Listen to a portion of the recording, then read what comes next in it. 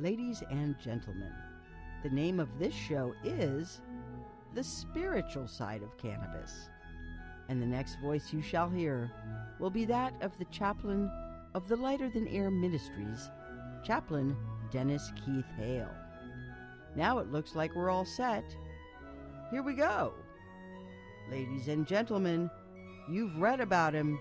You have heard all the rumors.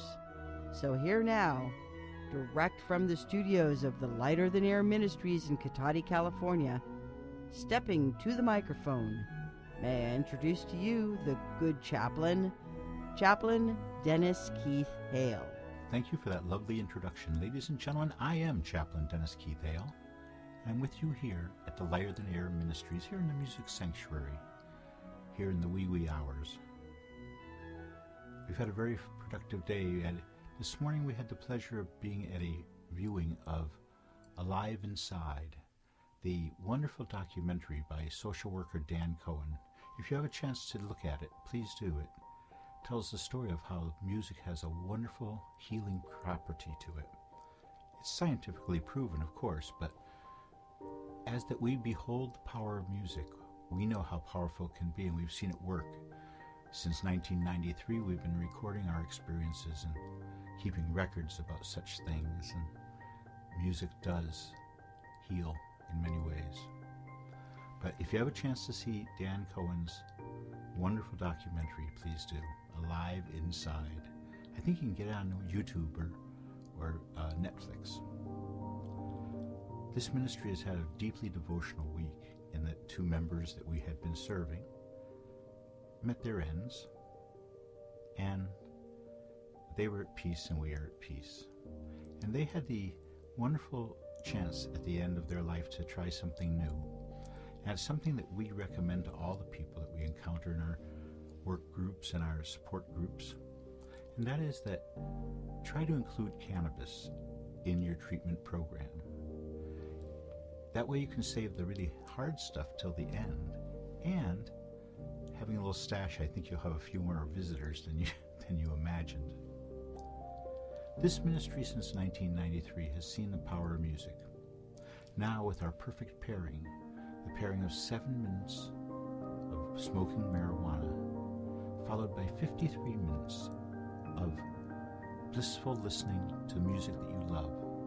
Your music, not music we select, or just the music you love. You know, we have a soundtrack through our life that follows us. And it's a wonderful soundtrack. And you can tell how wonderful it is because sometimes it'll bring up feelings and emotions that you don't really want to confront at that moment. But that tells you about the power of music. We believe that perfect pairing of the power of music and a wonderful emollient of the mind, marijuana, put on this earth and evolving with us to this point in time as a natural elixir against the madness of modern life. When I was a kid, I saw it growing on the side of the road, and they told me it was loco weed. I had no idea what it would do, and my first time smoking it, I was very apprehensive. The anticipation of smoking it was, I think, much better than what happened that day. And there in a little copper water pipe, I had my first puff. And I'll tell you, it didn't do anything. I was very disappointed, but I was a 13-year-old boy, and at that particular moment, there were so many other stimulations going on. I told a story of it. If you listen to my radio channel, I believe there's a story on there on Spreaker. So, we had a great chance this week to see the healing of music and marijuana, that perfect pairing. Our ministry is going to be holding a wonderful retreat in October. We've been offered a beautiful site on the ridge side by the Russian River here in Northern California. And we're going to work out the details, but we have room for 15 people. And it'll be a little bit rustic, but I think you'll enjoy it. There's a beautiful swimming pool, incidentally, there too. Not that rustic, I guess. So to our two friends we lost this week from the ministry, we say fare thee well. To our friends who are grieving them, their families and their friends, we say, everybody has their time, and these gentlemen knew at the end exactly what was afforded them.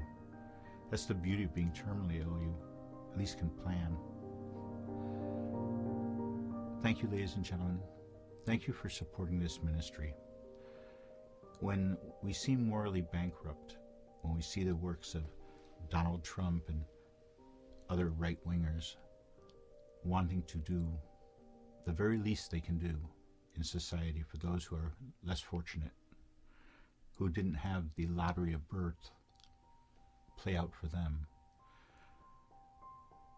So many of the people we counsel at this ministry are people who did not start out with anything.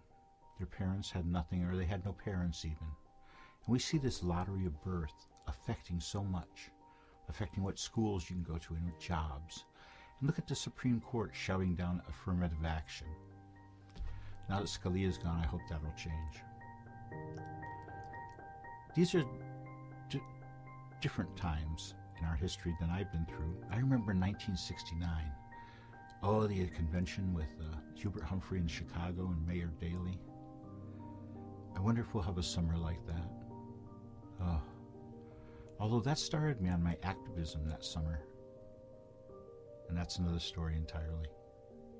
On that note, I say good night to you. I say good night to each and every one of you who's been supportive of this ministry.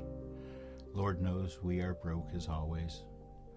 And we're also in need of supplies for our Take a Puff, Not a Pill ministry. So if you know somebody who can help us with some very aromatic supplies, for aromatic supplies are what turns their head when I open the bag in the room with those who are in a support group till the end. I always get a few takers. Anyways, that's it, ladies and gentlemen. I'm going to say good night to you again. Thank you for listening and watching. And if you go, may you go with grace. Good night. Thank you for listening to our weekly moment of reflection and celebration. On behalf of this ministry of service, the Lighter Than Air Ministries, we say thank you for listening. Please join us again next week. Good night, and may you go with grace.